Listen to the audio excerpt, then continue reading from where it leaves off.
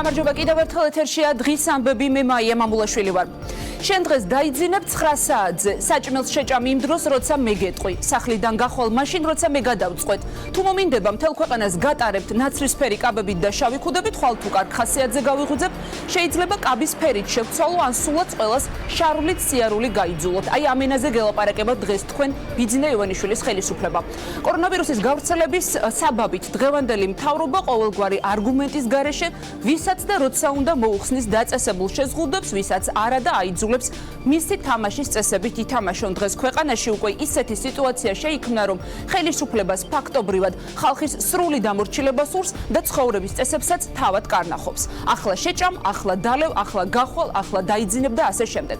თუ რომელიმე თქვენგანი ისევ ამ ყვადაღებულ ევროპას მოიშველიებთ და მეტყვით რომ იქაც არის შეზღუდვები ძალიან მოკლედ შემიძლია გიპასუხოთ იმ ქვეყნებმა პირველ რიგში უკვე დაიწყეს მასშტაბური ვაქცინაცია და ხალხს პირდებიან რომ ამის შემდეგ დაუბრუნდებიან ძველ ცხოვრებას. დავიწყოთ იმით, რომ ჩვენ ამის იმედზეც ვერ ვიქნებით და თავს ვერ დავიმშვიდებთ, აი ვაქცინაცია დასრულდება და მერე მაინც მოიხსნება ყველა შეზღუდვაო. ხელისუფლება რომ ამ მიმართულებით კუსნაბიჯებით მოძრაობს, ამაზე მათი განცხადება მოწმობს. როგორც ვიცით, პირველ ეტაპზე ვაქცინის მხოლოდ 20,000 დოზას ელოდებიან, როცა ქვეყანაში ოფიციალური აღწერით ყოველ შემთხვევაში 3,700,000 ადამიანი ცხოვრობს. ეს ნიშნავს, რომ ამ რეჟიმში შემდეგი 4-5 წელი მაინც უნდა ვიყოთ, თუ ასე პორცია შემოიტანს ვაქცინას ხელისუფლება და მეორე და მთავარი იმ ევროპაშიც სადაც შეიძლება კომენდანტიც მოქმედებდეს და იყოს გარკვეული შეზღუდვებიც ერთი რომ ბიზნესისთვის შეღავათებია და მეორე თუ დაგუგლავთ ნახავთ რომ არსად ასეთი დრაკონული რეგულაციები და შერჩევითი სამართალი არ არის მაგალითად ავიღოთ იტალია სადაც COVID-19-ის გავრცელების მასშტაბები ყველას გვახსოვს ამ დროისთვის ქვეყანაში დაწესებული შეზღუდვები განსხვავდება ჩრდილოეთ და სამხრეთ იტალიაში ჩრდილოეთში შედარებით უფრო მკაცრია სამხრეთში კაფე-რესტორნები შუადღის ნაცვლად საღამომდე მუშაობს მაღაზიებიც გახსნელია ბაზრობებიც სკოლებიც მაგრამ ყველგან უმკაცრესად კონტროლდება პირბადე და სოციალური დისტანცია მაგალითად ჩემს ამბავს მოგიყვებით იმ დღეს ძალიან რომ ვინატრე დილით კაფეში ჩამოჯდომა და ყავის დალევა რამდენიმე საათში დედა ჩემმა მომწერა იტალიიდან რომ ახლა შემოვედი კაფეში რომ ცოტა დავისვენო და ყავა დავლიო აი ასე ცხოვრობენ იქ და ასე ვცხოვრობთ აქ ამ დრომდე პერიოდულად და შიგადაშიგ ხელისუფლებას მოქალაქეები პატარ-პატარა აქციებით აფრთხილებდნენ სთხოვდნენ საკუთარ გეგმას თავაზობდნენ მაგრამ რადგან მესამე ბადით ხელისუფლებაში დარჩენილი მთავრობა ისე გადიდგულდა რომ საკუთარი ხალხის მოსაჩვენებლადაც კი აღარ ესმის დღეს სწორედ ეს ადამიანები გამოვიდნენ ქუჩაში და ერთდროულად რამდენიმე აქციაც გამართეს ესენი არიან თქვენი მოქალაქეები რომელთა ნაწილმა შეიძლება აგირჩიათ ნაწილმა შეიძლება უარი გითხრათ მაგრამ თქვენ ვალდებული ხართ თქვენს მოქალაქეებს ელემენტარული არსებობის საშუალება მისცეთ არათუ რაც აქვთ ისიც წაართვათ დღევანდელ აქციებზე შეკრებილი იყო თითქმის ყველა სფეროს წარმომადგენელი მოვაჭრეები მშობლები სასტუმროების წარმომადგენლები კაფე-რესტორნების წარმომადგენლები ასევე ტურისტულ ზონებში მდებარე ჰოსტელების მფლობელები ფიტნეს დარბაზების ხელმძღვანელები მოკლედ ყველა ეს ადამიანი ვინც დღეს ხელისუფლებამ შიმშილით სიკვდილისთვის გაწირა დღეს აქციაზე პირდაპირ თქვეს ამ ადამიანებმა რომ რეგულაციების გაგრძელება მათთვის სიკვდილის ტოლფასია ისინი 1 თებერვლიდან სავაჭრო ცენტრების გახსნის დღეს მუშაობის უფლებას ითხოვენ წინააღმდეგ შემთხვევაში მოლების შესასვლელების გადაკეტვით და მასშტაბური აქციებით იმუქრებიან მათ ხელისუფლებას გადაწყვეტილების მისაღებად 48 საათი მისცეს ათვლა დღეიდან დაიწყო ამის შემდეგ კი აქციები მოქალაქეების თქმით უფრო მასშტაბური იქნება და მთელ საქართველოს მოიცავს. იქნება თუ არა ხელისუფლებისთვის ეს ერთგვარი განაჩენი ხალხის პროტესტი და სოციალური აფეთქება ეს ალბათ თავად ხელისუფლებაზეა დამოკიდებული. დღეს ამ სტუდიიდან გაიგებთ თქვენ ხალხის ხმას იმ ადამიანების ვინც დღეს შიმშილის ზღვარზე სწორედ მთავრობის ამ გადაწყვეტილების გამო მივიდა ზოგი კი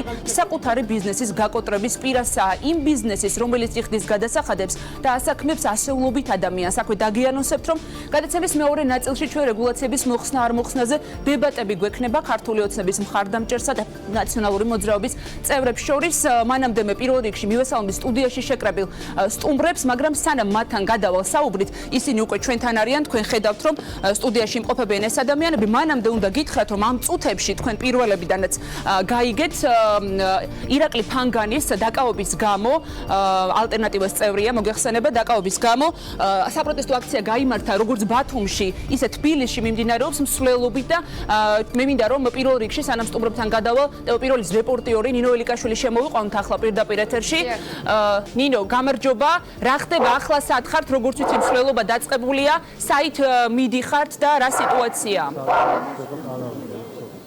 მაია კომენდანტის საათის დაწყებამდე სულ რაღაც 6 წუთი დარჩა. თქვენ კი როგორც ხედავთ, პარლამენტის უკანა შესასვლელთან სამოქალაქო აქტივისტები უკვე შეკრებილები არიან. ისინი ახლა იწყებენ მსვლელობას, გადაინაცვლებენ ფეხით ქართული ოცნების ოფისთან და ქართული ოცნების ოფისიდან ისინი გადაინაცვლებენ უკვე შინაგან საქმეთა სამინისტროს შენობასთან. სულ რამდენიმე წუთი დარჩა იქამდე, ვიდრე სამოქალაქო აქტივისტები ვიდრე იქამდე კომენდანტის საათის დაწყებამდე სამოქალაქო აქტივისტებს როგორც ხედავთ, ისინი უკვე მიდიან ფეხით მსვლელობით გადაინაცვლებენ ქართული ოცნების ოფისთან. ისინი სოლიდარობას უცხადებენ ბათუმში დაკავებულ ირაკლი ფანგანს, ამბობენ რომ შინაგან საქმეთა სამინისტრომ ეს ადამიანი უსაფუძვლო ბრალდებით დააკავა, სოლიდარობას უცხადებენ და ამავდროულად არღვევენ კომენდანტის საათს, მიაჩნიათ რომ მთავრობის მიერ დაწესებული შეზღუდვა არის უკანონობა ადამიანებისთვის. როგორც ხედავთ, ახლა ისინი უკვე მიდიან ფეხით ქართული ოცნების ოფისთან. ამავდროულად ამ ტერიტორიაზე შინაგან საქმეთა სამინისტროს არაერთი თანამშრომელია მობილიზებული, საპატრულო პოლიციის არაერთი თანამშრომელია. ჩვენ შეგვიძლია ახლა მოვისმინოთ სამოქალაქო აქტივისტი რა განცხადებას აკეთებს ამ საპროტესტო აქციაზე და მსვლელობაზე. ამიტომ ჩვენ ქართველი თავისუფალი მოქალაქეები არ ვემორჩილებით ივანიშვილის და თავისუფლების მსვლელობით მივდივართ ქართული ოცნების ოფისთან და ვაპროტესტებთ კიდევ პლუს ამას, დღეს დაიჭირეს აქტივისტი, რომელსაც ნაგავი დააყარა იმ ნაგავ დეპუტატს და ივანიშვილს გონია რომ ამით შეაშინებს აქტივს. ამით გამოიწევს იმას, რომ უფრო მეტ დიდ პროტესტს მიიღებს, უფრო მწვავეს კანონის ფარგლებში, მაგრამ რადიკალურს და ბოლომდე. ბრძოლა იქნება ბოლომდე, ივანიშვილის წინააღმდეგ გამარჯვებამდე. საქართველოს გავა!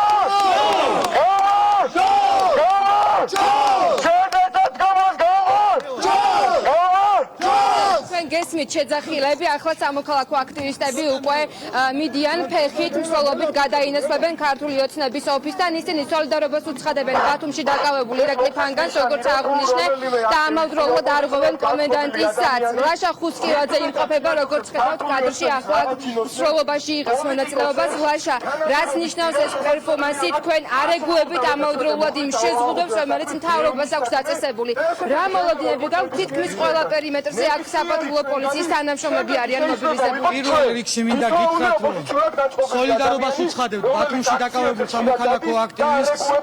რაც შეეხება ჩვენს აქცია პერფორმანსს, ჩვენი აქცია პერფორმანსი ეხება იმას, რომ ჩაგვრელი ლოკდაუნი უნდა გაუწეს, ჩვენ არ ვემორჩილებით ბიძინა ივანიშვილის მიერ და არალეგიტიმური თავრობის მიერ დაწესებულ შეზღუდვებს. ჩვენ არ შევეგუებით ქართველი ხალხის ჩაგვრას, ჩვენ მივალდეთ ქართული ოცნების ოფისთან, გავაპროტესტებთ ამ შეზღუდვებს. ამის შემდეგ გადავინაცვლებ შინაგან საქმეთა სამინისტროსთან, სადაც გავაპროტესტებთ ჩვენი თანამებრძოლის ირაკლი ფანგანის უკანონო დაკავებას. ხუსკივაძეს უსმენთ პირდაპირ ეთერში. აქ ჩაირთო უკვე მუსიკა, ტრადიციულად ის მუსიკა, რომელიც სამოქალაქო აქტივისტების საპროტესტო აქციებზე ისმის. ისინი არ ემორჩილებიან კომენდანტის საათს და მთავრობის მიერ დაწესებულ შეზღუდვას. უკვე გახდა 9 საათი, კომენდანტის საათი დაიწყო, ის შეზღუდვა, რომელიც მთავრობას აქვს დაწესებული, რომ გადაადგილება ქუჩაში 9 საათის შემდეგ არ შეიძლება, თუმცა როგორც ხედავთ, ახლა ისინი თავისუფლად გადაადგილდებიან. ამ პერიმეტრზე საპატრულო პოლიციის თანამშრომლები იმყოფებიან. ვნახოთ რა მოხდება, გამოწერენ თუ არა ისინი ჯარიმას. აქ როგორც ხედავთ, სამოქალაქო აქტივისტები არიან ბევრი და მათ მოუწევთ საკმაოდ ბევრი ჯარიმის გამოწერა. როგორც ხედავთ, ახლა ისინი მიდიან უკვე ქართული ოცნების ოფისთან, სადაც გააპროტესტებენ და სოლიდარობას გამოუცხადებენ ბათუმში დაკავებულ ირაკლი ფანგანს. სოლიდარობის გარდა, როგორც აღნიშნე, სამოქალაქო აქტივისტები არღვევენ კომენდანტის საათს. ლაშა ჩხარტიშვილი აქ ლეიბორისტული პარტიის ერთ-ერთი წევრი. ბატონო ლაშა, ჩვენ ვართ პირდაპირ ეთერში. რომ გითხრათ, როგორია თქვენი მარშრუტი და რა მოლოდინები? ჩვენ სრულიად შეგდებულად ვარღვევთ პოლიტიკურ კომენდანტის საათს, რომელსაც ეპიდემიოლოგიასთან არანაირი შეხება არ აქვს და მე ეს ორმაგად კარგად ვიცი, როგორც ამ დარგის სპეციალისტმა, ეს არის პოლიტიკური ინსტრუმენტი ივანიშვილის ხელში, რომელსაც ის ერთის მხრივ უშლის ხელს პოლიტიკურ პროტესტის მასობლიობას, ხოლო მეორეს მხრივ ადამიანებს ართმევს საკუთარ წვრილ საქმიანობას, რომელსაც საკუთარი მონოპოლიების გასაძლიერებლად იყენებს. აქედან გამომდინარე, აი ამ დაუმორჩილობის აქტით გვინდა კიდევ ერთხელ შევაგულიანოთ საზოგადოება და გავაცხოთ იმისათვის, რომ არაადეკვატური პოლიტიკური რეგულაციები იქნეს გაუქმებული. იმიტომ რომ ის არ არის კოვიდის წინააღმდეგ შეიძლება იყოს პირვადე, მაგრამ არა პოლიტიკური კომენდანტის საათი. ამოლოდინი გაქვს კომენდანტის საათის დარღვევის შემთხვევაში სამართალდამცველები წესით გამოწერენ ჯარიმას. აქ რამდენიმე სამოქალაქო აქტივისტი ამბობდა, რომ არ დაემორჩილება კომენდანტის საათს და ასეც ხდება ახლა. ჩვენ შეგნებულად ვალუღოთ კომენდანტის საათს, პირადად დაუმორჩილება შეიძლება ითქვას. უკვე დიდი ხანია გამოცხადებული მაქვს, იმიტომ რომ მრავალი პოლიტიკური ჯარიმა მაქვს. ისედაც სახეზე და რეკორდსმენი ვარ ამ, მაგრამ კიდევ ერთ ჯარიმასაც ავიტანთ, მაქსიმალურად ვეცდებით რომ არ გადავიხადოთ, მithumetes განახდის საშუალება მე არ გამაშია და ამ ადამიანებს აბსოლუტურ უბრალესობას. აქედან გამომდინარე, როგორც ხუმრობ ხოლმე, თირკმლის ამოჭრის კანონი ჯერ არ მეუღიათ და სხვა წასარკვევი არაფერი გვაქვს გორგილების გარდა. რაშეც ხარდის უსმენით თქვით აპირაციაში ლეიბორისტული პარტიის ერთ-ერთ წევრს, როგორც ხედავთ სამოქალაქო აქტივისტები ახლა უკვე მიდიან ქართული ოცნების ცენტრალურ ოფისთან ბანერებით ამ მსვლელობის უკან მე გაჩვენებთ კადრს საპატრულო პოლიციის მანქანა მოხვება ამ მსვლელობას და როგორც ჩანს ისინი ალბათ ბოლომდე გახვევიან სამოქალაქო აქტივისტებს იქამდე სანამ მივლენ ქართული ოცნების ოფისთან. ნახოთ როგორ განვითარდება მოვლენები, გამოწერენ თუ არა ჯარიმას, უკვე დარღვიეს კომენდანტის საათი და ის შეზღუდვა, რომელიც მთავრობას აქვს დაწესებული 9 საათის შემდეგ გადაადგილებასთან დაკავშირებით. ასეთი ახლა ვითარება რუსთაველის გამზირზე თავისუფლებისკენ მიემართებიან ახლა სამოქალაქო აქტივისტები და ისინი მივლენ ქართული ოცნების ოფისთან იმისთვის, რომ გააპროტესტონ მათი თქმით დღევანდელი ხელისუფლების ქმედებები, მათ შორის სოლიდარობას უცხადებენ ბათუმში დაკავებულ ირაკლი ფანგას. მთავარი პრეტენზია, რაც სამოქალაქო აქტივისტებს აქვთ ირაკლი ფანგანის დაკავებასთან დაკავშირებით არის ის მუხლი, რომელიც ეხება დევნას. ამბობენ, რომ ამ მუხლს ხელისუფლება და შინაგან საქმეთა სამინისტრო სათავისოდ იყენებს, რადგან შესაძლოა ნებისმიერი მათგანი სწორედ ამ მუხლით დააკავოს. ახლა საქართველოს ჰიმნი გააჟღერეს სამოქალაქო აქტივისტებმა და ისინი გაჩერდნენ დროებით. შეგვიძლია ახლა ეს მოვისმინოთ და პირდაპირ ეთერში ვადევნოთ თვალი.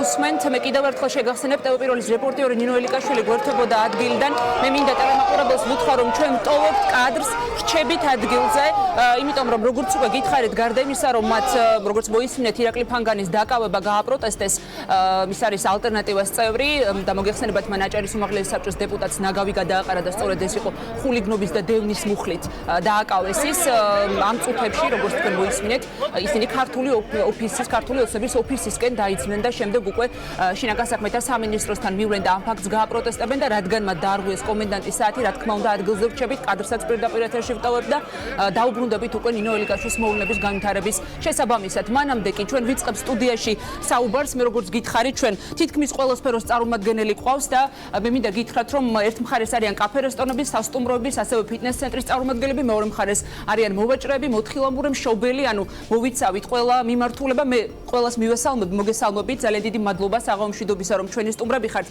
მე მინდა ვთხოვ ოპერატორებს რომ აი მოთხილამურის ასე ვთქვათ ჩაცმულობას მინდა შევხედოთ ის მოვიდა სპეციალურად აი ამ აღჭურვილობით რაც მოთხილამურისთვის არის საჭირო გურამ გოგიშვილია ეს ადამიანი და მე მინდა პირველი კითხვა მას დაუსვა გურამ რატომ გადაწყვიტეთ აი რისი თქმა გსურთ ამ ფორმით რატომ მოხვედით თქვენ ასე ჩვენთან სტუდიაში გისმენთ მინდოდა დამენახა თუ რაოდენ უსაფრთხო არის ეს აღჭურვილობა და დანარჩენს ახლა აქ აღჭურვილობას მოიხსნი და დანარჩენზე მე ვისაუბროთ. კი ბატონო, კარგი, დიდი მადლობა. მაშინ მე გადავარ ლილომოლის წარმომადგენლებთან, აი თამარ თოდრიას უკავია მიკროფონი. თამარ, თქვენ მინდა გთხოვოთ დღეს ვისმენდით დილიდან მთავარ პრეტენზიებს და იყო ასეთი განცხადებაც აქციის მონაწილეების მხრიდან, რომ 1 თებერვლიდან თუ კი არ გაიხსნება ბაზრობები, მოვლების შესასრულებს გადავკეტავთო. გითხარით, ანუ თქვენი მთავარი სათქმელი რა არის და როგორ ფიქრობთ, რატომ გვეძახიან ახლა ბაზრობებსო ასეთი კომენტარიც მოვისმინე, როცა უნდათ მოვლივართ და როცა უნდათ ბაზრობაო გისმენ და შემდეგ გადავალ უკვე ქალბატონ ბელასთან. მოგესალმებით ლილომოლის და მართლა აღარ ვიცი უკვე ლილომოლია თუ ბაზრობაა ვერ გეტყვით 6000 მეწარმის სახელით იმედგაცრუებული 6000 მეწარმის სახელით მე მინდა გითხრათ რომ აი მართლა ველოდით რომ პირველში გავიხსნებოდით არ გავიხსენით 24-ში და გაჩუმდა ყველა მე უნდა გავხსნილიყავით 18-ში და გადაიდო პირველამდე და აი უკვე რომ მოვემზადეთ იმისთვის რომ პირველში გავიხსნებოდით რამოდენიმე დღით ადრე ცხადდება და თან ცხადდება იმდენად მშვიდად იმდენად აი არ ვიცი ნუ როგორ თქვა მშრალად ყველანაირი ახსნა განმარტებების გარეშე რომ ვიხსნებით 15-ში და დანარჩენი მაღაზიები და მოლები იხსნება პირველში აი ეს არის მე არ ვიცი ისეთი უსამართლობა რომ აი რაღაცა ანუ შერჩევითი სამართალია თქვენი აზრით რა თქმა უნდა იცით იყო შემთხვევა გავიგეთ რომ ეტაპობრივად იხსნება ყველაფერი მაშინ მოდი ასე ყოფილიყო 24-ში ხო გაიხსნა მაღაზიები და მოლები ეხლა ყოფილიყო ისე რომ გახსნილიყო ჯერ ბაზრობა თუნდაც ლილომოლი და მე დანარჩენი ის ნუ ესე არ შეიძლება უბრალოდ. მადლობა. ბელას ვთხოვ, ბელა ზუხბაია თქვენს ლილოს წარმოადგენთ ლილომოლს. ქალბატონ ბელა, აი საუბრობდა ახლა ქალბატონი თამარი რომ არგუმენტების, ყოველგვარი არგუმენტების გარეშეო. თუმცა მეორე მხარეს მუდმივად რა თქმა უნდა ეს ყბადაღებული გვესმის ახლა მთელ მსოფლიოშია კორონავირუსის თემა და არის ხოლმე კონკრეტულად აი თქვენ შემთხვევაში ბაზრობებთან დაკავშირებით რომ რა ვქნათ იქ უფრო რთულია კონტროლი და თავშეთ სავაჭრო ცენტრებში უფრო მარტივი. აი ამაზე თქვენ რა პასუხი გაქვთ, რამდენად მზად არის ყველა იმ რეგულაციის დასაცავად თქვენი ბაზრობა ამ შემთხვევაში. მოგესალმებით, მივესალმები სრულიად საქართველოს. ძალიან რთული მდგომარეობა ამ ეტაპზე სრულიად მთელ დედამიწაზე და საქართველოში და ეს არ იქნება არც თებერვალში გაქრება, არც მარტში და არც წელს და არც მომავალ წელს და ამაზე საერთოდ ჩვენ მთავრობას გეგმა როგორც ჩანს აღარ აქვს. ჩვენ სათქცევია დასაძინებლად, გასაჩერებლად და ამდენი ხანი სად იყო ჩვენი მთავრობა? რატომ ჩვენ ბაზრობის დირექციასთან ჩვენ რომ მივედით 23-ში, როცა 24-ში უნდა გავხსნილიყავით და ჩვენ გვაქვს ძალიან დიდი სესხები, ყველა 90% მეწარმეს ძალიან დიდი სესხები აქვს. როცა ჩვენ მოვედით 23-ში ჩვენ ბაზრის დირექციასთან და გავაპროტესტეთ და უთხრით რომ არ შეგვიძლია ვერ გადავიტანთ. პასუხი ის იყო რომ ჩვენ შეხვედრაზე არც ყოფილვართ, ჩვენი დირექცია არც იყო მიწვეული 23 ისე გადაწყდა ეს, ნუ ბაზრის დირექტორები საერთოდ არ იყო მიწვეული. როგორ არ უნდა ყოფილიყვნენ მიწვეული? პირველ რიგში ესენი უნდა მოეწვიათ. როგორ ფიქრობთ, რატომ არ მიიწვიეს? ანუ ეს რას ნიშნავს ეს ნაბიჯი თქვენი აზრით ხელისუფლების რომ არ გაინტერესებს თქვენი აზრი და მივიწვევთ სხვას მხოლოდ სავაჭრო აი რა დამოკიდებულებაა თქვენი აზრით აზრით ძალიან ცუდი შთაბეჭდილება რჩება. მე პირადად ამ მთავრობას მივეცი ხმა და ისევ ამათი იმედი მაქვს. ეხლა აღარ არის იმის დრო, არც პოზიციის, არც ოპოზიციის. ჩვენ ერთად უნდა ავაშენოთ ჩვენი ახლა ამ სიტუაციაში მაინც ფიქრობთ რომ იმედი უნდა გქონდეს იმედი მაქვს რომ პირველში ჩვენ დაგვთავან ნებას, იმიტომ რომ ძალიან ცუდ შედეგს გამოიტანს ეს ჩვენი ქვეყნისთვის. არც მთავრობაზე ვდარდობ, არც ოპოზიციაზე, ჩემ ქვეყანაზე ვდარდობ, ჩემ სამშობლოზე ვდარდობ და ჩემ თითოეულ მოქალაქეზე ძალიან გვიჭერს. და ჩემზე მეტად კიდე სხვებს უჭერს და აი ძალიან ცუდი სიტუაცია ქვეყანაში. კარგით, მადლობა დაგიბრუნდებით. კიდევ ანა წურწუმიას მინდა ვთხოვო ის მშობელთა დღეს აქვე ვეტყვი ტელემაყურებელს რომ დღეს იყო მშობლების აქციაც მზიურში, ანუ როგორც გითხარით, რამდენიმე აქცია იყო ერთდროულად თბილისში და აი სწორედ ამ მშობლების აქციის ერთ-ერთი ორგანიზატორი არის ანა წურწუმია. ანა, აი როცა სკოლების გახსნაზე არის საუბარი, დღეს გვითხრეს, ვნახეთ ინფორმაცია რომ მხოლოდ სამ ქალაქში არ გაიხსნებაო 1 თებერვლიდან, ეს არის თბილისი, ქუთაისი და რუსთავიო, მაგრამ სხვა შედარებით პატარა ქალაქებს და დაუშვათ რაიონებს ვაძლევთ სკოლების გახსნის უფლებასო. ეს და 1 მარტიდან იქნება უკვე დაუშვათ თბილისიც. ეს თქვენ გაძლევთ რაიმე იმედის საშუალებას, ანუ იმედს გაძლევთ თუ ფიქრობთ რომ როგორც 1 თებერვალი იყო, შემდეგ 1 მარტი შეიძლება ასე გადაიწიოს? აი თქვენ რა სიტყვით? მადლობა რომ დაინტერესდით ამ თემით. ვერც წარმოვიდგენდი რამე თუ მაიძულებდა, ეხლა 4 თვის ბავშვი მყავს სახლში დატოვებული და რამე თუ მაიძულებდა იმას, რომ ასეთ დროს თოქ-შოუში მოვსულიყავი, ამით იმის თქმა მინდა, რომ ჩვენ 11 თვეა უკვე ვცხოვრობთ იზოლაციაში. ბავშვები არიან ისეთ მდგომარეობაში, როცა უკვე შეუძლებელია, რომ გაჩუმდე ამის თაობაზე. თარიღი არ არის გეგმა და ჩვენ არ ვიცით რა დგას 1 თებერვლის თუ 1 მარტის თარიღის უკან. ანუ თქვენ თხოვთ გეგმას კონკრეტულად. ამაში იმას გულისხმობ, რომ ძალიან ბევრ მშობელს, თუნდაც 1 თებერვალს ნამდვილად ბევრი მშობელი არ არის დარწმუნებული, რომ უსაფრთხოა სკოლის გარემო, ბაღის გარემო მისი შვილისთვის, როდესაც ის წავა სკოლაში და ასე ვარ მეც. მე ვითხოვ იმას, რომ მთავრობამ იფიქროს ბავშვებზე და დაგვისახოს ძალიან თანმიმდევრული გეგმა იმის შესახებ, რას აკეთებს იქამდე, სანამ გაიხსნება სკოლები, როცა ჩვენ თითქმის წელიწადი ამას ძალიან ჩუმად ველოდებით, რას აკეთებს იმისთვის, რომ თუნდაც სასწავლო პროგრამები გადაიხედოს, რას აკეთებს იმისთვის, რომ დაითვალოს იმ ბავშვების რაოდენობა, რომლებსაც საერთოდ არ აქვთ წვდომა ონლაინ სწავლასთან, ან შეაფასოს ონლაინ სწავლების ხარისხი საქართველოში, იმიტომ რომ ყველაზე მეტად როცა მე გავბრაზდი, იყო ის შეფასებით როგორია ხარისხი? ძალიან ბევრი ადამიანისგან მომისმენია მე პირადად, რომ ფაქტობრივად ბავშვები არ სწავლობენ, ამას აზრი არ აქვს. აი თქვენი შეხედულება როგორია ონლაინ სწავლებაზე, ესეც მითხარი და შემდეგ გადავალყო მეორე მხარეს. ჩემი შვილი არის პირველკლასელი და ვიცი რომ განსაკუთრებით მძიმე არის მდგომარეობა პირველკლასელებთან და ბაღის მოსწავლეებთან მიმართებით, იმიტომ რომ ჩვენ ამას შეიძლება თვალით ვერ ვხედავთ, მაგრამ მათი ტვინი ფორმირდება ამ ასაკში და ეს არის აუნაზღაურებელი ზიანი, რასაც სპეციალისტები ამბობენ. ჩემი შვილის შემთხვევაში იყო ჩაღა მასწავლებელმა და პედაგოგმა, რისი მადლობელიც ძალიან ვარ, მაგრამ ვიცი რომ ეს არის გამონაკლისი და ამავე დროს მასწავლებლები ვინ გადაამზადა. ანუ ჩვენ ვართ ინდივიდუალურ მასწავლებლების იმედად დარჩენილი.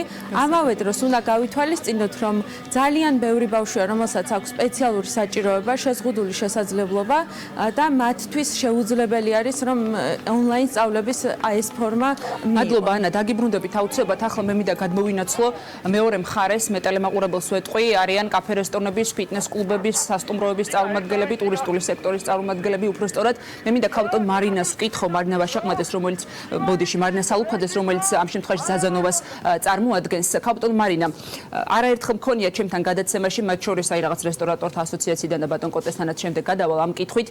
იყო გარკვეული ტიპის შეხვედრები ხოლმე პერიოდულად, რაღაც თავის გეგმას თავაზობდით თქვენ ამ შემთხვევაში როგორც ბიზნესის წარმომადგენელი, რა მოხდა, სად გაჩერდა ეს კომუნიკაცია, რატომ ვერ შედგა, იმიტომ რომ 1 თებერვალსაც ვერ მოხვდით თქვენ, ასე ვთქვათ, ამ გასახსნელ ობიექტთა შორის. ვიცით რა, მე არ მინდა დავიჯერო, რომ მთავრობაში მყოფ ეკონომისტებს არ ესმით, რა საფრთხის წინაშე არის ქვეყანა. ჩვენ ხშირად გვისაუბრია ერთმანეთში და უკვე შევეგუეთ იმ ფაქტს, რომ ეს დარგი ფაქტიურად განადგურებული არის.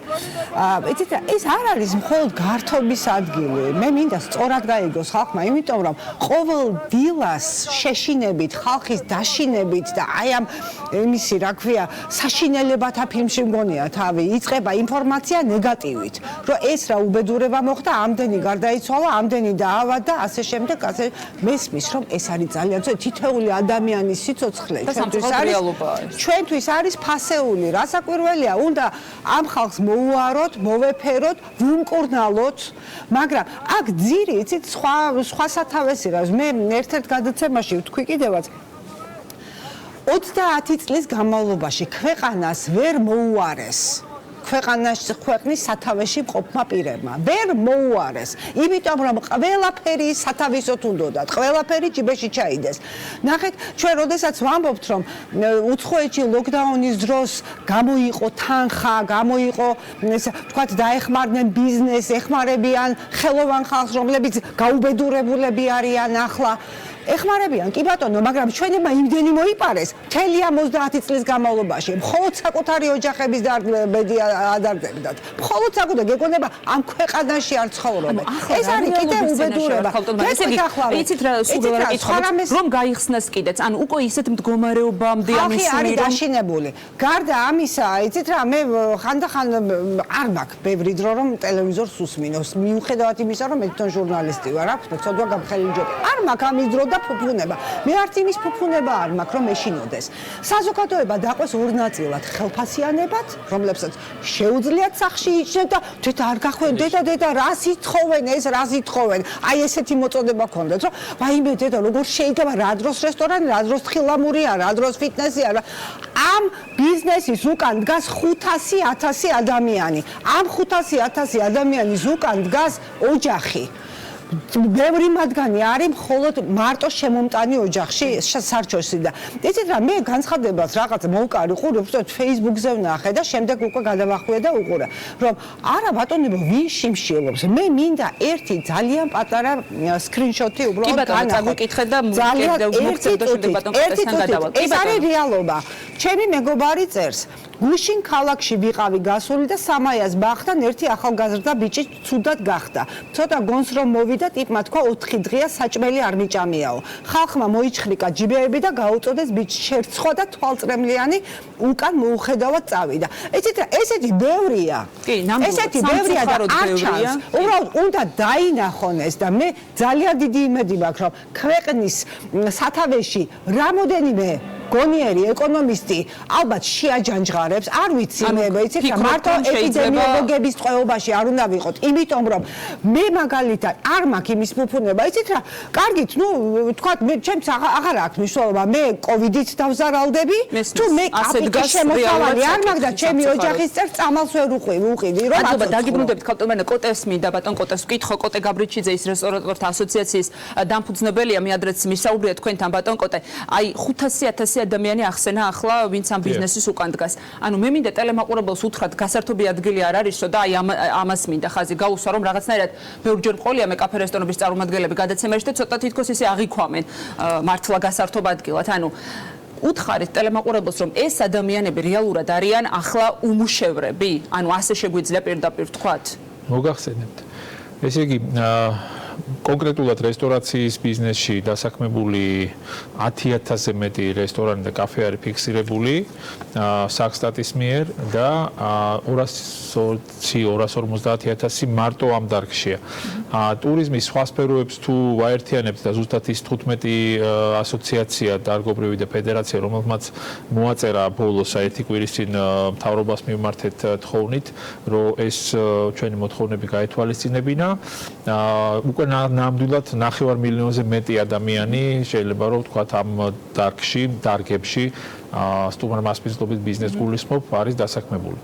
ეს არის რეალობა და ჩვენ პირველ რიგში რატომღაც ესეთი ქალბატონი ცქიტიშვილის ნათქვამში იყო რომ ბიზნესი ფიქრობს თავის თავზე და ჩვენ კიდე ხალხზე. რატომღაც ეს ორი ერთმანეთს დააშორა. რომ თითქოს ბიზნესი არ ფიქრობს ხალხზე ანუ ხო, ნუ ეს რაღაცა თამაშებია, ეს პიარ ტექნოლოგიები ყველასთვის ცნობილია, განათლებული ხალხი ვართ ყველა ამ სფეროში, როგორ უნდა დააკნინო სხვა და ასე ვთქვათ წარმოაჩინო. რაში აწყოთ აი რატომ თუნდაც ეს დაკრინება? ხალხზე ვსწრუნავთ ჩვენ იმ 500,000-ის გარდა, ხო ჩვენ ვქნით დოვლათს, ეს დოვლათი შედის ბიუჯეტში. და მერე ითხოვს მედიცინა დამაფინანსეო, მერე ითხოვს ჯარი დამაფინანსეო, განათლება დამაფინანსეო. ჩვენ ვქმნით დოვლათს, რომელსაც მერე ჩვენი დაქირავებული მთავრობა განკარგავს. და ამიტომ ჩვენ პირიქით არის საქმე დასაყენებელი. მთავრობა უნდა გვეხვეწებოდეს, ხალხო, დაიწყეთ საქმე, ბიუჯეტი ჩამოგვემხო. და ჩვენ კიდევ უნდა ფიქრობდეთ ღირს ამ საშინელ პერიოდში ბიზნესის დაწყება თუ არა. აი კომუნიკაციაზე ვეკითხებოდი ქალბატონს, ამაზეც მითხარი და გადავალ შემდეგ მაიასთან. აი ხომ შედგა ეს კომუნიკაცია, ხომ იყო საუბარი, ანუ სად გაჩერდა, სად შეწყდა, რატომ ვერ მიხვედით რომ თქვენ მიერ შეთავაზებულ გეგმას გამოყოლოდნენ რომ ხალხო აი ვიცავთ რეგულაციებს, მზად ვართ ყველა კაფე რესტორანი და მოგვეცით საშუალება, რატომ ვერ მივიდა აქამდე? ერთ-ერთი რესტორაციას თუ გულისხმობთ, იგივე სასტუმროებით, ერთ-ერთი ყველაზე დაცული გაიდლაინების შემქმნელი და მე შემსრულებელი და ასე შემდეგ. შეიძლება რომელიღაცა რესტორანში ვიღაცამ რაღაცა რეგულაცია დაარღვია, კი ბატონო, მაგრამ კრიმინალის გამო ხო, მთელი ქვეყანა კრიმინალად არ უნდა გამოაცხადო, ხო? ჩვენ ხო მთლიანად საქართველოს 3,5 მილიონი გლდანის ციხეთ არ გადავიქცევით, მაგრამ გადაგვაქციეს. დღესდღეობით გვაქვს საკონცენტრაციო ბანაკი, რომელშიც ყველა ქვეყნიდან წამოღებულია ყველაზე უფრო მკაცრი რეგულაციები და მოტანილია აქ. ისე ცკიტიშვილის სია იყო ესე ნათქვამი ქვეყნების რომელშიც ასეთ საკმაოდ გრძელი სია ჩამოთვალა, მაგრამ არც ერთ მათგანში ტრანსპორტი დაკეტილი არ არის. აი 90%-ში რა ქვია კომენდანტის საათი არ არის. ხო? ეს ქალბატონო მაიამ არ იცის? თუ იცის და რა ქვია საბჭოს წევრები შეყავს შეცდომაში მე არ ვიცი მაგრამ Google ეხა პოპულარულია და ჩვენ ჩრდილოეთ კორეაში არ ვცხოვრობთ დაგუგლეთ და ნახავთ რომ ინგლისში ყველაზე ასე ვთქვათ გასაჭირი სადაც არის ტრანსპორტი ყველანაირი მეტრო მუშაობს ამიტომ მოვიყვანე ევროპის მაგალითად საათი არ არის გერმანიაში რომელშიც ერთ-ერთი უმკაცრესი ისენია ტრანსპორტი მუშაობს აი რატომ კონტროლი არის გამკაცრებული ეს არის საკუთარი რასაკვირველია ყველა არის დაფიქსი და რა ქვია ყველგან არის რაღაცა ზომები და კონტრზომები ხო სადღაცა მომატებულია რა ქვია რეგულაცია რაღაცა კიდევ მობიერია კიდევ სიტყვას ბატონ კოტე მაია მურაჩაშვილთან მინდა გადავიდე რომელიც წარმოადგენს ამ შემთხვევაში სასტუმრობის ჰოტელი არა ეს ტურისტულ კომპანიასაც წარმოადგენს და ამიტომ მინდა ვკითხო გუდაურსა და მესტიაში ხო როგორც ვიცი ქალბატონ მაია აქ რა პრობლემას ვაწყდებით ამაზე ბევრი კითხვა იყო და აი მოთხილამურემ გურამმა ცოტა ილაპარაკა და მივცემას ცხადია საუბრის საშუალებას რომ ყველაზე დაცული ვართო გარდა აღჭურვილობით ისედაც აი თქვენ ამაზე რა პასუხი გაქვთ ან თუ გქონიათ რაიმე ტიპის კომუნიკაცია ამ თემაზე და რა პასუხი მიგიღიათ ჩვენ როგორც კი პირველად გამოცხადდა ეს რეგულაცია რომ ჩვენ უკვე ვიცოდით 1 დეკემბრიდან დავიკეტებოდით ეს იყო აბსოლუტურად ნუ მოულოდნელი ჩვენთვის და ამისთვის მზად არ ვიყავით და მაშინ მქონდა მაგაზე რა თქმა უნდა პრეტენზიაც გამოთქვით და ჩართვებშიც ვიყავით სხვადასხვა ტელევიზიებიდან მივმართეთ სამწუხაროდ არავის არ გასჩენია სურვილი კერძო სექტორს შეხვედრო და იყო მე რაღაცა შეხვედრა ბატონ პრემიერთან მაგრამ ერთადერთი არგუმენტი რაც მოიტანეს არის ის რომ კი ბატონო თქვენ ეკიპირებიც კი სრიალებთ მაგრამ მე რო ჩადიხართ სასტუმროში იქ მე ერთმანეთს ხვდებით რესტორანში ზიხართ და იქ არის გადადების გეტყვით ახლა ვერ არგუმენტად რომ იქნებ დაგერწმუნებინათ კი ბატონო ერთი რომ იქაც room service რასაც room service ქვია ანუ ყველგან ეს მუშაობს room service და ჩვენც ანალოგიურად ვიმუშავებდით ზამთრის კურორტები ანუ ეს არის ოთახში მიტანა კვების პროდუქტების და გარდა ამისა მე აბსოლუტურად გამაუგნებელი ის მოხდა პრეცედენტი რომ ბორჯომა დაიწყო მუშაობა ლოპოტა მუშაობს კახეთი მუშაობს ბათუმი მუშაობს შეკვეთილი ყაზბეგი მუშაობს გუდაურია დაკეტილი და უბრალოდ რა მაინტერესებს იცით ისე გუშინდელი ქალბატონ მაია ცკიტიშვილის იმას სიტყვებს პერიფრას გავაკეთებ 30000 ადამიანიო ბაკურიანში მიდიოდაო და აი ეს რო არ მომხდარიყო ჩვენ ამიტომ დავშალეთო და ბაკურიანი და ეს სასტუმროები იმიტომ დავკეტეთო რეალობა სად არის თქვენ მიზეზი სად არის რა არის თქვენ ეს შერჩევითი სამართალი არის რეალურად ხო სულ მაგას ვამბობ ეს არის შერჩევითი სამართალი ან ეს არის უბრალოდ არასწორი კომუნიკაცია და სახელმწიფოებრივი ფიქრი მე მესმის მაგრამ ხალხს არ უნდა დაშორდნენ.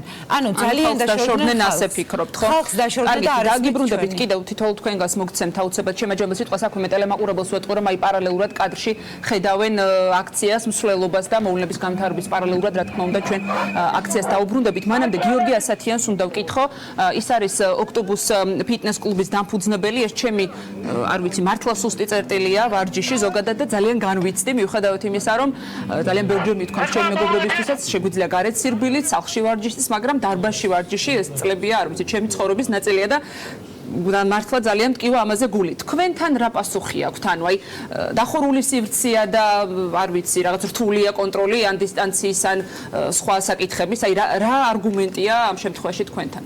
მოგესალმებით, მაია, მინდა აღვნიშნო, რომ ზოგადად ეს ფიტნეს ინდუსტრია დღესდღეობით არის ერთ-ერთი ყველაზე მეტად დაზარალებული სფერო, იმიტომ რომ უკვე მე-9 თვის ათვლა დაიწყო, მას შემდეგ რაც გაჩერებულები ვართ. შესაბამისად 9 თვის განმავლობაში დარჩენილი ვართ ყველანაირი შემოსავლის წყაროს გარეშე და ამასთანავე პირისპირ ვართ დარჩენილი ჩვენი სასესხო ვალდებულებების თუ სხვა ვალდებულებების პირისპირ, ხო? სამწუხაროდ დღესდღეობით ფიტნეს კლუბების ძირითად ნაწილს აღარ გააჩნია იმის რესურსი, რომ რაღაცნაირად ამ ვალდებულებების გასტუმრება შეძლო და თვითონ როგორც მოგეხსენებათ, მაღალი სტანდარტის ფიტნეს კლუბის დაარსებამ და მერე აწყობა დაკავშირებულია უზარმაზარ სახსრებთან, ხო, ხარჯებთან და ბუნებრივია შესაბამისად ვალდებულებებთან, რომელიც არის სასესხო ბანკის ვალდებულებები.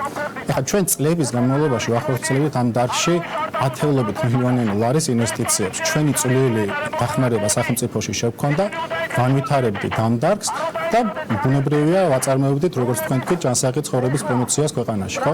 თუმცა დღეს ვდგავართ იმ რეალობის წინაშე, რომ უბრალოდ როდესაც თქვა გამოცხადდება გახსნის თარიღის დაანონსება, იქნება ეს არ აქვს მნიშვნელობა 1 მარტი, აპრილი, ივნისი, ივლისი, აგვისტო, სექტემბერი თუ რაღაცა რიცხვი, უბრალოდ ფიტნეს კლუბები ვეღარ შეძლებენ გახსნას. ანუ ნაწილი, მათი ნაწილი შეიძლება ითქვას, რომ გაკოტრდა უკვე და იცით რა, რაღაცა ნაწილი. ან ნულიდან მოუწევს რაღაც დაწყება თუ რაღაცა ნაწილი ისედაც დაიკეტა უკვე. მეორე ნაწილი დგას იმ გარემოების წინაშე, რომ ფიზიკურად ვეღარ მივლენ იმ თარიღამდე, რომ შეძლონ ფუნქციონირებას გაგრძელება.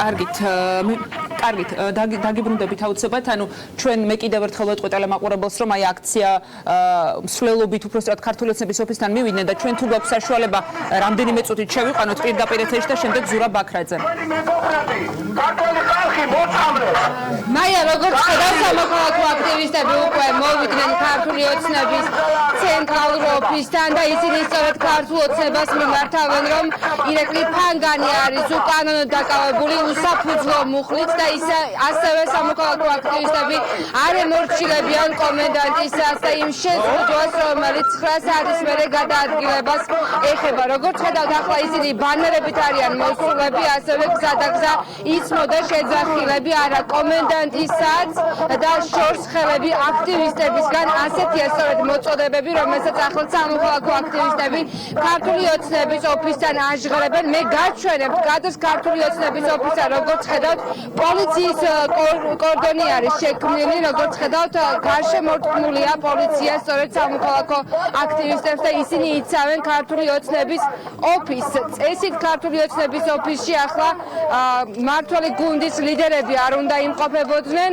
თუმცა სამართალდამცველები აქ მობილიზებულები არიან და ისინი სწორედ ამ შენობას იცავენ. ბუნებრივია მათ ექნებოდათ ინფორმაცია, რომ სამოქალაქო აქტივისტები აპირებდნენ მოსვლას მსვლელობით გადმონაცვლებას სწორედ ამ ოფისთან. ახლა სამოქალაქო აქტივისტების შემდეგი გეგმა არის ასეთი, რომ ისინი ქართული ოცნების ოფისიდან გადაინაცვლებენ შინაგან საქმეთა სამინისტროს შენობასთან და იქაც გააპროტესტებდნენ კიდევ ერთხელ გამოუცხადებენ სოლიდარობას ბათუმში დაკავებულ ირაკლი ფანგანს. ასეთია ვითარება ახლა ქართული ოცნების ოფისთან. გზადაგზა ჩვენ მოვყვებოდით ამ მსვლელობას, თუმცა საპატრულო პოლიციის თანამშრომლებს არ გაუჩერებიათ რომელიმე სამოქალაქო აქტივისტი იმისთვის, რომ მათ დაარღვიეს კომენდანტის საათი. ჯერჯერობით არც ერთი სამოქალაქო აქტივისტისთვის არ გამოუწერიათ ჯარიმა. მე შევეცდები, რომ ახლა აქ საპროტესტო აქციის მიმდინარეობისას გავესაუბრო რომელიმე სამოქალაქო აქტივისტ. ისინი როგორც ხედავთ ახლა ნინო, სანამ გაესაუბრები, ჩემი ხმა თუ გესმის, ანუ მონათავენ ხელისუფლებას, დიახ. ჩემი ხმა თუ გესმის, ნინო, ანუ სანამ გაესაუბრები აქტივისტს, ანუ გზადაგზა რომ მოდიოდით, ანუ შეგხვდათ თქვენ დაუშვათ პატრულის მანქანა და არ გააჩერა თუ არც შეგხვედრიათ ასე მაინც და მაინც მათთან ახლოს, ანუ ეს ძალიან საინტერესოა, იმიტომ რომ რეალურად დაარღვიეს, ხო? თანამშრომლები გზადაგზა მოყვებოდნენ, მაია საპატრულო პოლიციის მოყვებოდნენ, მაგრამ არ გააჩერეს, საინტერესო. მოყვებოდნენ მსვლელობას, სამოქალაქო აქტივისტების მსვლელობას გზადაგზა მოყვებოდნენ, თუმცა მათ არ გაუჩერებიათ რომელიმე მათგანი და ჯარიმა არ გამოუწერიათ. ქართული ოცნების ოფისთან კი სამართალდამცველთა დიდი რაოდენობა დახვდათ სამოქალაქო აქტივისტებს. თქვენ კადრშიც ხედავთ, ისინი შენობის გარშემო იმყოფებიან და ქართული ოცნების ცენტრალურ შენობას ოფისს იცავენ. როგორც აღნიშნე, ჯერჯერობით პოლიციელებს ჯარიმა არ გამოუწერიათ სამოქალაქო აქტივისტებისთვის კომენდანტის საათის დარღვევის გამო. ახლა სამოქალაქო აქტივისტები ქართული ოცნების ოფისიდან უკვე გადაინაცვლებენ შინაგან საქმეთა სამინისტროს შენობასთან. ამ ლოკაციებზე გადანაცვლებას სამოქალაქო აქტივისტები არ აპირებდნენ, მათ შორის არ აპირებდნენ შინაგან საქმეთა სამინისტროს შენობასთან მისვლას, თუმცა გამომდინარე იქიდან, რომ ისინი სოლიდარობას უცხადებენ ბათუმში დაკავებულ ირაკლი ფანგანსაც, ამიტომ მიიღეს გადაწყვეტილება, რომ საგამოძიებო უწყებასთან მისული იყვნენ და ასე გაეპროტესტებინათ მისი დაკავება. მე აქ ხედავ დიახ სამოქალაქო აქტივისტებს რჩებით ადგილზე და პირდაპირ ეთერში მათ მსვლელობას შინაგან საქმეთა სამინისტროს რჩები ადგილზე კი ბატონო თუ რაღაც სიახლე იქნება აუცილებლად დაგიბრუნდებით ისევ. მადლობა ნინო ელიკაშვილს და პირველის რეპორტერს და ვინაც ვლებ ისევ სტუდიაში ზურას მინდა ვთხოვო. ზურა ბაქრაძე არის ასევე რესტორატორი, ერთ-ერთ რესტორანს წარმოადგენს ზალას ამ შემთხვევაში. მე მინდა ზურა ერთი ციტატა წაგიკითხოთ, ანუ ამ ამ შემთხვევაში ნათია თურნავას რამდენიმე დღის წინანდელი განცხადებიდან სარესტორნო ბიზნესი ძალიან სენსიტიური საკითხია, პრაქტიკულად ონლაინ რეჟიმში ვარ მათთან ყოველდღიურ კავშირზე, საერთო ჩატი გვაქვს შექმნილი და მათი გასაჭირი ძალიან კარგად ვიცი და გულთან ახლოს მიგვაქვს. ხართ ამ ჩატში, რა ხდება გითხარით? პირადად მე არ ვარ. თქვენ არ ხართ, აი კოდბატონას შემდეგ გითხავ. გამო თუმცა იყო შემოთავაზება რომ მეც ყოფილიყავი. რატომ არ ხართ მაშინ? აი რას ნიშნავს? გარკვეული მიზეზები რა არის? სუბიექტური მიზეზების გამო. არ დავკონკრეტები. მოდით ახლა ზოგადად საკითხი როგორ დგას ხო? ეს პრობლემა არის მრავალწახნაგოვანი რა. და თუ მომცეთ ერთ წუთს ან ორ წუთს ვისაუბრებთ ცხადია და შემდეგ ისევ ვინაცვლებ მეორე ფლანგზე რომ როგორ დაიწყო ეს პრობლემა და როგორ მოვედით აქამდე ხო? ანუ ის რომ სოფლიოში ეს პრობლემა დგას ყველამ კარგად ვიცით, რა თქმა უნდა და არც საქართველოს არც პირველია და არც ბოლო ქვეყანა რომელსაც ასეთი შეზღუდვები დააწესა. მაგრამ აქ არის ბიზნესთან დამოკიდებულებაში პრობლემა და ზოგადად რომ შევაფასო ერთის გვით მენეჯმენტის პრობლემა არის ბიზნესთან მიმართებაში რა. აი რა გაგებით აი უფრო და როდესაც ცხადდება რომ 25-26 ნოემბერს რომ იქნება მხოლოდ წერტილოვანი შეზღუდვები და ლოკდაუნს არ ვარქმევთ იმას რაც არის ეს რეალურად ლოკდაუნია და ეს ამან რა თქმა უნდა ქალბატონმა მინისტრმა საგნიშნავ რომ სენსიტიური სფერო არის ხო და აქედან გამომდინარე თავისთავად სარესტორნო ბიზნესი როგორც მე წარმომადგენელი ამ ბიზნესის ვისაუბრებ ამ ბიზნესზე რა თქმა უნდა ეს პირდაპირ დაარტყა რატომ იმიტომ რომ ჩვენი პროდუქცია ასე ვთქვათ ყველაფერი არის მალფუჭებადი ხო და რა თქმა უნდა ეს ყველაფერი შეძენილი პროდუქცია ეს ყველაფერი არის ჩვენი ზიანი ასე ვთქვათ პლუს თანამშრომლები და ასე შემდეგ ეს პირველი შეცდომა რომ ორი დღით ადრე მოხდა გაფრთხილება ჩვენ მოსამზადებლად დაკეტვისთვის უნდა გქონოდა მინიმუმ 2 კვირა რომ ჩვენ დაგვეკეტა მომზადებულიყავი დაკეტვისთვის ამის შემდეგ კი ბატონო დავიკეტეთ მივყვებით ამ ყველაფერს მაგრამ რა ხდება დღეს რა გადაწყვეტილებები არის მიღებული იმისათვის რომ ჩვენ გადავრჩეთ ბიზნესი გადარჩეს და მოხდეს გახსნა შეღავათები რომელიც დაწესდა ესეც არის არასწორი ანუ სუბსიდირებებს გულისხმობს ეს ხება ანუ კალენდარზე დაყრდნობით არის ეს სუბსიდირებების ასე ვთქვათ თანხმობა დამოკიდებული ანუ მარტამდე აღებულ სესხებზე ვრცელდება მაგრამ არ ვრცელდება 2020 წლის მარტის შემდეგ აღებულ სესხებზე პირადად მე ივნისის თვეში ეს რაზე მეტყოლებს რომ აი მენეჯმენტი ახსენეთ დასაწყისში და ამ კუთხით მინდა დავწერთ კომუნიკაციის პრობლემა არიციან რა გააკეთონ არეულები არიან ვერ დაგეგმეს და ხანის შეზღუდეს ხანის გახსნეს ანუ რაღაც არ რეჟიმში არის ეს პრობლემა ეს პანდემია არ არის მხოლოდ თავრობის პრობლემა ხო ეს როგორც თავრობის პრობლემა ესეც ჩვენი პრობლემა ამიტომ უნდა მოხდეს კოორდინირებული მუშაობა თითოეულ ბიზნესთან უნდა იყოს ესეთი აქტიური შეხვედრები და განხილვა ეს მაინტერესებს სურვილი არის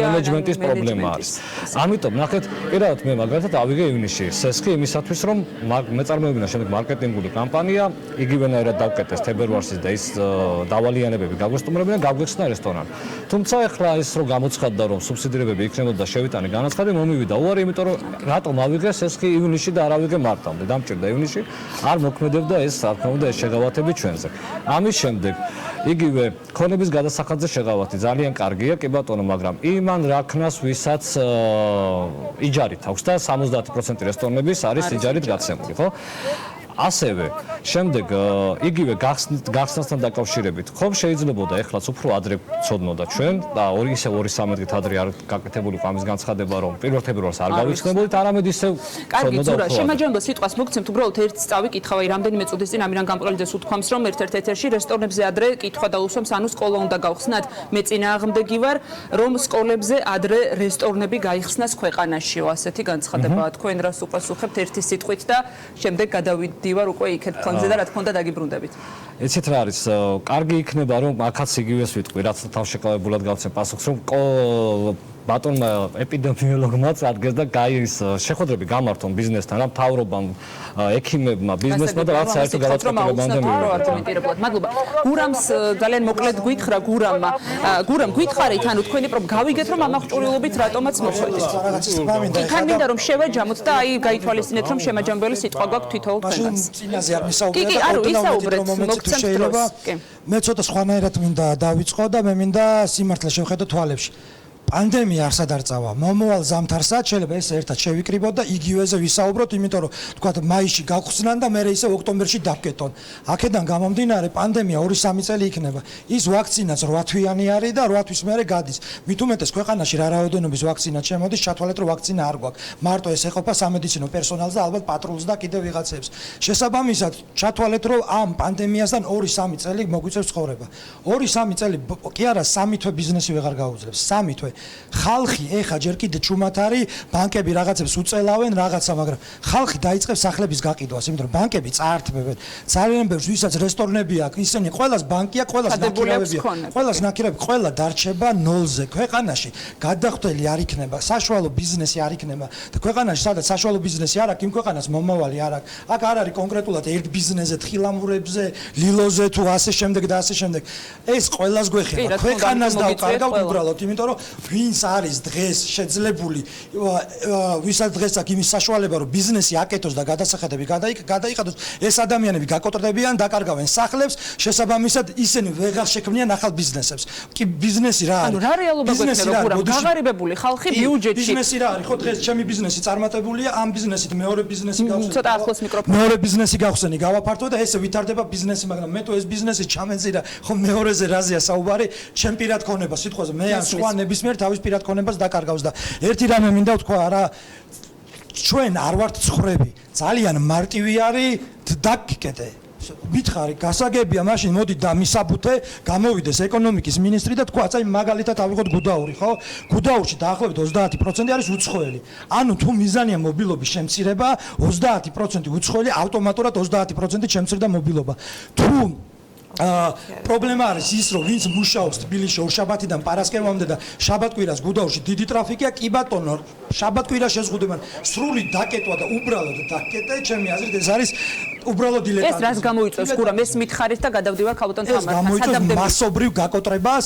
ეს გამოიწვევს იმას რომ ხალხი დაკარგავს სახლებს ბინებს და ეს გამოიწვევს იმას რომ თუნდაც უძრავი ქონების ბაზარზე ბინების ფასები დაეცემა და საქართველოში შრომის უნარიანი ადამიანი ვინც ქმნის ბიზნესს უბრალოდ აღარ იარსებებს მადლობა გურამ ქალბატონ თამარ თქვენ ან თითოეულ თქვენგანს მინდა რომ ორი წუთი მოგცეთ თან შევაჯამოთ ანუ აი ძალიან კარგად ახსნა ახლა გურამმა სადამდე მივა ეს ყველაფერი მაგრამ ერთი კითხვა მაქვს აი ამ გაღარიბების გაკოტრების პარალელურად იქნება თუ არა ერთგვარი თქვენ რას ფიქრობთ საპროტესტო ტალღა იმდენად გაიზრდება თუ არა რომ ამაზე ხელისუფლებას მოუწევს რეალურად პასუხისგება იმიტომ რომ ამაზე ძალიან ხშირად საუბრობენ აი თქვენ რა მე ვიცი რომ ხვალაც იგეგმება როგორც ვიცი აქციები კი მე ვფიქრობ რომ აუცილებლად მოგვიწევს მასე იმიტომ რომ სხვანაირად უბრალოდ შეუძლებელია ნუ ველოდებით ჩვენ აი ამ 2-3 დღეს რა იქნება რაღაცნაირად თუ იქნება პასუხი მაგრამ გუშინ რეაქციაზე იყო ცოტა ირონიული რა ვქნათ ისევ უნდა ვახსენოთ ქალბატონი მაია მაგრამ ირონიული პასუხი რომ ხალხი იხოცება რა დროს პროტესტებია მაგრამ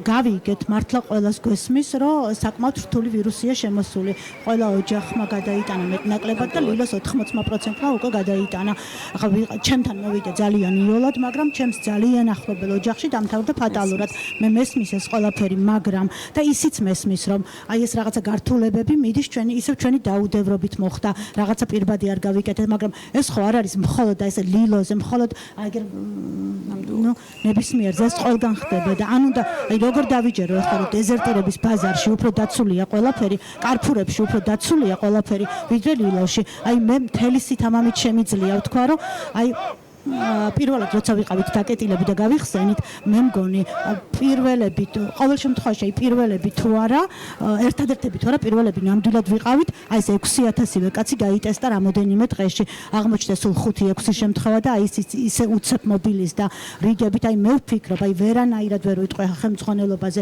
ვერანაირ საყვედურს იმიტომ რომ აი ეხლაც კი 2-3 დღის წინ თითოეულ მეწარმესთან ხელშეკრულებები იდებოდა მიდიოდა კომუნიკაცია იმასთან დაკავშირებით რომ აი მომხდარიყო 20 ყველა ორ კვირაში 20% მეწარმის კი გატესტვა და აი ისე არ დაგვაცადეს და თვითონ ხელმძღვანელიც ისეთი გაოგნებულ გაოცებულია და ვფიქრობ რომ აი ნამდვილად ცხენია თითოეული მეწარმის თვალებში შეხედვის იმიტომ რომ თვითონაც არის უბრალოდ რა მოხდა და აუცილებლად იქნება დაუმორჩილებლობა მადლობა ქალბატონ თამარ თქვენ რას ელოდებით რისი იმედი გაქვთ ეს არ არის პირველი შემთხვევა როცა რამდენჯერმე გადადეს აი ახლა რისი იმედი გაქვთ და რას აპირებთ იმედი აი ეს გადაცემა დღეს რო გავა ჩვენი მთავრობა აი ამას კარგად დაუკვირდება თუ კი არ იციან რაც ხდება საქართველოში ეს მათი სირცხვილი აი თითოეულ ბიზნესს როგორ უჭერს თუნდაც თხილამურს თუნდაც რესტორანს ეს არის კატასტროფა ეს არის ყველაზე ადვილი მოგვარებადი თემებია რაზეც ჩვენ ახლა ვსაუბრობთ თუ იქნება სურვილი თუ გამოყოფენ ამაზე რესურსს რო იმუშაონ რესტორნების გახსნას რა უნდა ხალხნო ანუ სურვილი არ არის მას ხედავთ უფრო თუ არიციან რა გააკეთონ მოლები გაიხსნა 24-ში მაღაზიები ხალხნო ხა მოლებში არ გავრცელდებოდა ვირუსი და ღია ბაზრობებზე ვირუსი გავრცელდებოდა ნუ ხა პირბადე ვისწავლეთ რომ პირბადე უნდა როგორ უნდა გავიკეთოთ კი ნამდვილად ამას ხაკაძე გვიგითხავს საბრანგეთიდან ხაკაძეს რო არ ეტეხა ბატონ გიორგის დიდი მადლობა აი ამ პირბადისთვის ბატონ გიორგი ხაკაძეს და იმედი გვაქვს გავაგონებთ რამეს და ჩვენ პირველ თებერვალს იმედი გვაქვს რომ მთავრობა მოგცემს იმედი მოგცემს და აქციებს ანონსებთ ხო ფართომასშტაბიან აქციებს ანა თქვენ რას აპირებთ ანუ ამ აქციებს გააგრძელებთ ისე უერთდებით თუ ფიქრობთ რომ იქნება ახლა მაინც მოგცენ გეგმა მით უმეტეს პირველ თებერვლიდან სამი ქალაქის გარდა სხვაგან იხსნება ანუ სკოლები კი ფაქტია რომ სანამ ჩვენ მშობლებმა ბავშვების სახელით არ ამოვიღეთ ხმა არ დაიწყო საუბარი იმაზე რომ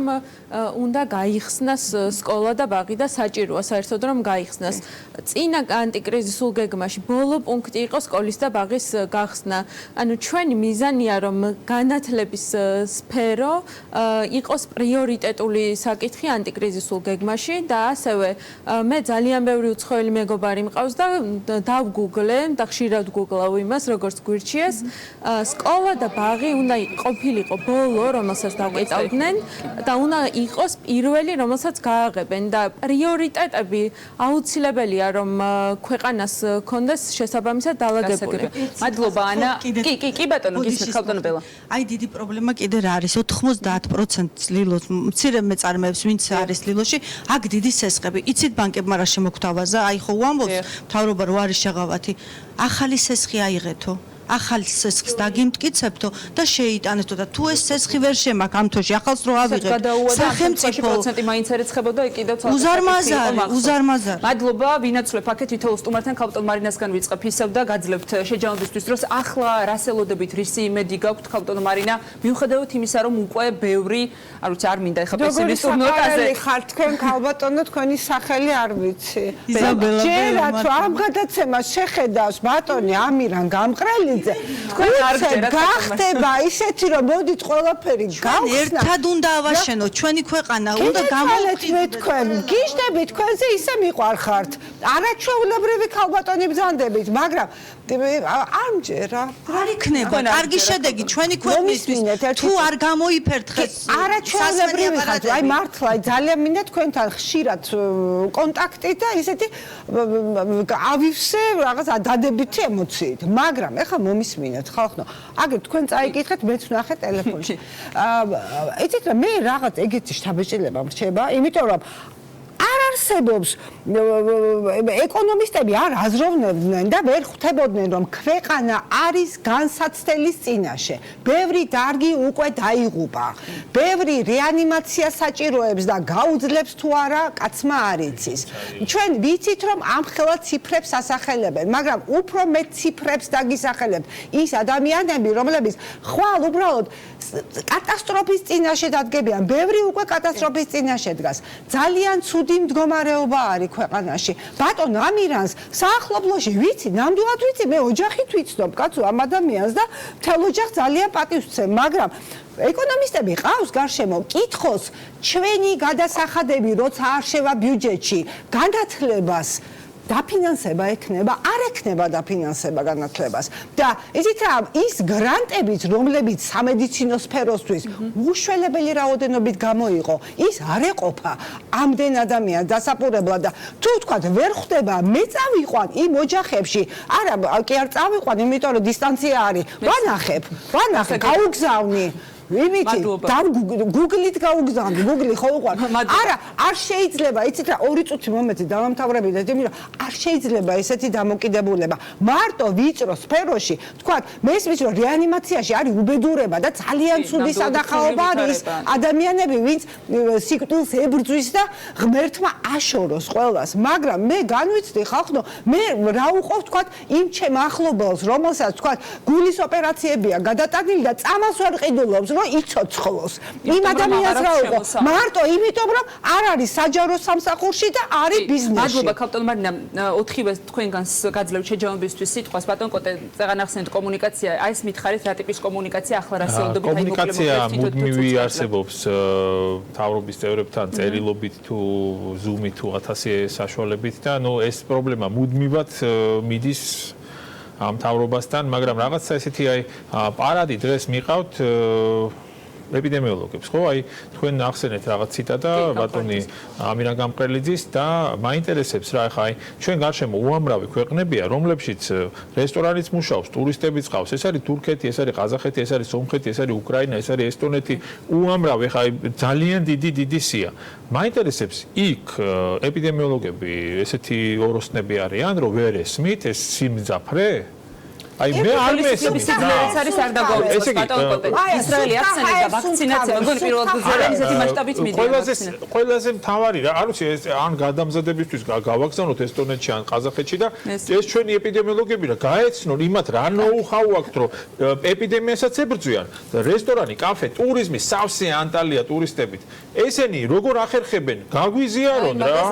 ან მეორე ვერსია ერთი თვე ეპიდემიოლოგების ამ სამ მუშკეტერს 200 ლარიანი ხელფასი დაუნიშნოთ, გაუნათდებათ გონება. ყველაფერი დაულაგდებათ. მაიას შემდეგ გიორგის და ზურას თითო წუთი, იმიტომ რომ რეკლამას ძალიან გადავაცილე, ახლა მეუბნებიან ხუში. გისმენთ კაპიტან მაია, ძალიან მოკლედ გითხარით, იმიტომ რომ ფიზიკურად ტურიზმთან დაკავშირებით მინდა გითხრათ, ანუ ესე მარტო მთის კურორტებზე რო არ ვისაუბროთ, ტურიზმი არის ის სექტორი, რომელსაც საქართველოს ზოგადად მთლიანად ბიუჯეტში 3.3 მილიარდი დოლარია შემოტანილი. ეხლა თქვენ წარმოიდგინეთ ეს სექტორი მოკვდა, განულდა, არ უარსებია საერთოდ და ჩვენ არ გადავაჭარბებთ დროს მესმის თქვენი რეგლამენტის ჩვენ 5 პუნქტით შევიკრიბეთ ეს კერძო სექტორი და ტურიზმი და მიმდებარე სექტორები შევიკრიბეთ 5 პუნქტიანი გამოსავლის გზით შევდივართ სახელმწიფოსთან ხვალ ღია წერილი შეგვაქვს ამაზე ვისაუბრეთ კიდევაც ძალიან მოკლედ შემიძლია ესეც გითხრათ ეს არის ზუსტად ის როგორ უნდა გავხსნათ სწორად კანცელარიაში უტოვებთ მთავრობას რა თქმა უნდა ამას ტელევიზიებიც შუქებენ კიდევ ეს არის ზუსტად ჩვენ არ ვართ მტრები ჩვენ არ გვინდა ტურიზმი გაიხსნას და აქ საქართველოში ეპიდემია დამძიმდეს სწორად ისეთ კონკრეტული გეგმა სწორად ისე როგორ უნდა გაიხსნას ეს სწორად ისე რომ ხვალ მე ბიუჯეტში თანხა შემოვიტან ჩვენ არ ვეთხოვთ ხვალ ამ თემაზე აუცილებლად ესე იგი ეს იმას ნიშნავს რადგან დაანონსეთ უნდა შეგეხმე რომ ძალიან მოკლედ ძალიან მნიშვნელოვანი არის უკაცრავად ბატონებო ძალიან მნიშვნელოვანი რამე მინდა მე დიდი მადლობა მინდა გადაგიხადოთ თქვენ იმისათვის რომ აქ პოლიტიკოსები არ დაგვახვედრეთ ძალიან დიდი მადლობა იმიტომ რომ ეს არ არის პოლიტიკოსების საქმე. აქ რო ყოფილიყვნენ საყვედურის მეც არაფერს არ დაიმსახურებდნენ. არც ოპოზიცია, არც პოზიცია. გაგვეშან თუ შეიძლება და მოგცეთ ჩვენი თავის გადაწყვეტილება. იცით რა არის? მე იყო აპოლიტიკური. ეს კი არა, უკეთ მათავით პოზიცია და ოპოზიციური განწყობილმა ტელევიზიებმა მხოლოდ პოლიტიკოსები ჩაწერეს, იმიტომ რომ იცნობენ. არ გვინდა ჩვენ პოლიტიკაში გარება, ჩვენ უნდა დავიცვათ ჩვენი თავი, ჩვენი ოჯახები და ჩვენი თანამშრომლები. მადლობა გიორგი ზურას თითო წუთი შეჯამებისთვის თქვენი სათქმელი გითხარით და რეკლამაზე გავდივართ. გისმენთ გიორგი. შეჯამებისთვის ვიტყვი ესე რა რომ ჩვენ უკვე დაახლოებით 1 წელი აგვიწევს ამ პანდემიასთან ერთად ცხოვრება. ამ პანდემიის კვალობაზე მაქსიმალურად ვცდილობდით ფიტნეს კლუბები რომ ყველა ის რეგულაცია და პროტოკოლები შევგემუშავებინა და გვემუშავა ამ პროტოკოლების მიხედვით მაგალითად ახლა ზაფხულის პერიოდში როცა მოგვიწია იმ ორი თვით გახსნა ხო ჩვენ შევზღუდეთ დაშვებული ადამიანების რაოდენობა კლუბებში განვაახლეთ ინვენტარი ანუ აღმართეთ სოციალური დაცვის კუთხით ბარიერები ყოველ ამ ტრენაჟორებს შორის ხო გადავალაგეთ ინვენტარი დავლუქეთ გასახდელები განვაახლეთ დეზინფექციის და სანიტარული ნორმები და ასე შემდეგ და ასე შემდეგ თუმცა დღეს მაინც გვიწევს რომ დაკეტილები ვიყოთ ეხლა შესავალშიც ახსენეთ თქვენ ეს უცხოური მაგალითები ხო დასავლეთის ეხლა თქვა დასავლეთში რა ხდება ფიტნეს კლუბების მიმართულებით ამერიკის შეერთებულ შტატების ძირითად შტატებში ფიტნეს კლუბები ღია აზრია არის. თქვათ, ევროპაში განსხვავებული მიდგომები აქვს, სიტყვას დავიძახი, ინგლისში დაკეტილია, თუმცა ინგლისს ლოკდაუნი დაყოფილი აქვს სხვადასხვა ტიერებად, სხვადასხვა საფეხურებად, ხო? სულ ბოლო ეტაპზე აქვს ფიტნეს კლუბების დაკეტვა, მეოთხე ეტაპზე აქვს გათვალისწინებული. ჩვენთან კიდე პირიქით პირველ ეტაპზე ხდება ყოველთვის ფიტნეს კლუბების დაკეტვა და ბოლოს ხდება ფიტნეს კლუბების გასვლა და ერთ რაღაცას დავამატებ რა. თუ რამე თქვათ არსებობს დასკვნა იმის შესახებ, რომ ფიტნეს კლუბში არის ეს მაღალი რისკი, კი ბატონო გითხარით, მაგრამ ესეთი კვლევა მე როგორც ვიცი ჯერჯერობით საქართველოში არ არის. ინგლისში მაგალითად გააკეთეთ ამაზე კვლევა, წინა კვირას იყო BBC-ზე ამაზე გადაცემაც მიძღვნილი, რომ მაგალითად ფიტნეს კლუბებში COVID ინფექციის გადადების რისკი დაახლოებით არის 2.8%, სადაც თქვათ სუპერმარკეტში არის 12.5%. ხო, ესენი ღია. მადლობა ზურა, ერთი წუთი, კი, ერთი წუთი, იმიტომ რომ ძალიან გადავაცილე რეკლამას და გავალ რეკლამაზე გისმენთ. დავიწყებ აქედან პირველ რიგში საერთოდ პანდემია დაიწყებოდა, იქამდეც სახელმწიფოსა და ჰოსპიტალიტის სფეროს ურთიერთობა იქამდეც დასალაგებელი იყო საგადასახადო კოდექსის დონეზე, იმიტომ რომ ჩვენ ძალიან ცუდ დღეში ვართ DGG-სთან დაკავშირებით და თხოვნა მაქვს იქნებ ერთი გადაცემა გააკეთოთ ამასთან დაკავშირებით, იქნებ დაიძრას ეს საკითხი, ეს პირველი. ეხლა მეორე. კარგით, მენეჯმენტის რაღაცა პრობლემების გამო ვერ მოხერხდა კოორდინირებული მუშაობა და მოხდა ის შეცდომები, რაც მოხდა, მაგრამ გამოსავალი რაშია, ხო? თუ სახელმწიფო არ დაუდგა ჰოსპიტალიტის სფეროს გარანტორად ფინანსურ ორგანიზაციებთან, რომ ჩვენ მოვახერხოთ ფინანსური რესურსების აგება, მათი დახმარებით, იმიტომ რომ სტრესულ ბიზნესებს შორის ვართ პირველ ადგილზე, აქედან გამომდინარე, სატელეფონო ზარზეც ეგრევე უარს გვეუბნებიან ნებისმიერ ფულად რესურსზე. აი ეს უნდა მოხდეს პირველ რიგში, რომ სახელმწიფო გარანტორად დაგვიდგეს ბანკებთან, რომ ჩვენ შევძლოთ გახსნა. სხვა შემთხვევაში რესტორნების 70% უბრალოდ ვერ გაიხსნება, რაც გამოიწვევს უმუშევრობის კიდევ უფრო ზრდას და რა თქმა უნდა ეს გამოიწვევს კიდევ უფრო ცუდ შედეგებს. დიდი მადლობა ჩვენ სტუმრებს, დროს გადავაჭარბეთ, მაგრამ მინდოდა რომ თითოეულ მათგანს ჰქონოდა შეიძლება ბევრი დრო არა, მაგრამ საკმარისი დრო იმისთვის რომ თავარი სათქმელი ეთქვა. გავდივართ რეკლამაზე, რეკლამის შემდეგ უკვე დებატებით ბრუნდებით, ისევ რეგულაციებზე უნდა ვისაუბროთ, დაგველოდეთ რამდენიმე წუთში ეთერში ვარ და აქვე დაგიანონსებთ რომ რა თქმა უნდა ვრჩებით ისევ იმ აქციაზეც ჩვენი გადამღები ჯგუფი ადგილზეა, უკვე აქციის მონაწილეები შინაგან საქმეთა სამინისტროსთან დაიძრნენ სამინისტროსკენ და რა თქმა უნდა მოვლენების განვითარების შესაბამისად ამ აქციასაც დაუბრუნდებით, დაგველოდეთ რამდენიმე წუთში ისევ ეთერში ვართ.